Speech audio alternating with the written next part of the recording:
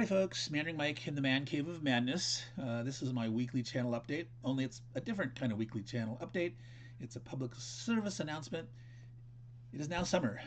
June 20th has come and gone, and we are in summer, and there's a heat wave out there in many parts of the US. It's obviously not summer in the southern hemisphere, but this is oriented to you in the northern hemisphere. So as a public service announcement, make sure that if you're going out in the heat and the sun that you wear a hat. It says sun's out, buns out. Maybe you're having hot dogs or whatnot, but wear a hat. Wide rim hat's better.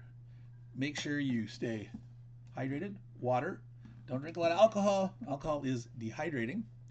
And don't stay out there too long. Now, what does this have to do with gaming in your channel? Well, that's the general stuff. Now, gaming. Your gaming can also be affected by the heat, the hot weather. Maybe your game room, your game space is in an attic. Maybe it's in a garage. Garages are notoriously for overheating. Attics are also terrible. Maybe it's just a really sunny room. And what happens if you open the window to get some fresh air?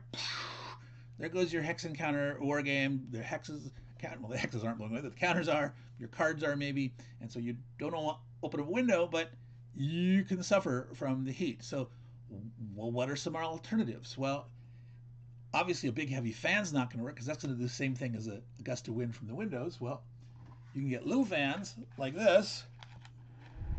This runs off of 2D batteries. You can have a couple of those, like one on each side, blowing on you. There's USB fans, plug into your computer or nearby whatever USB charger. You know, not blowing on your surface, but blowing on you to help keep you cool. Also, you could potentially change the kind of game that you're playing during the heat so that you can open the garage door, have a fan on, crack the window, etc. So you could play block games. So if you look over here, I've been covering Wizard Kings on my channel, so Columbia Games, a lot of block games there. Worthington has a lot, like Hold Fast Russia, and lots of Civil War stuff, Forge and Fire Peninsula Campaign. So that's one way that you can change the kind of game you play that'll help you accommodate for the heat. Another thing that you could potentially do is head down to the basement. If you're lucky enough to have a basement, you don't normally play there, but maybe you could set up a card table or some other small table. I don't have the space, Meandering Mike. Well, play some different games to accommodate for the heat. For example, Decision Games has a lot of folio and mini games. There's things from like Dr. Richter's Conflict Simulation and stuff from like the Historical Game Company and White Dog Games, like, you know, the Moog here, 17 by 22 map. You could maybe have space for that. Tons of games with a smaller form factor that you could play in a different space, like your basement or something. And when you're inside, also, you know, still remember to hydrate. If you're in a warm room and stuff, just keep drinking the water and that. And a little word about air conditioning.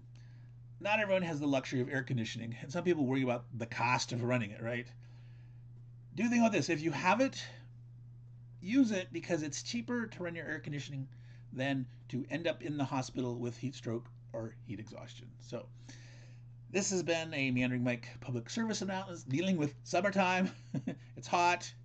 Take care of yourself, because, you know, if you don't take care of yourself, your games aren't going to be able to take care of you if you have heat stroke or heat exhaustion. So take care, everyone. Remember, sun's out, buns out.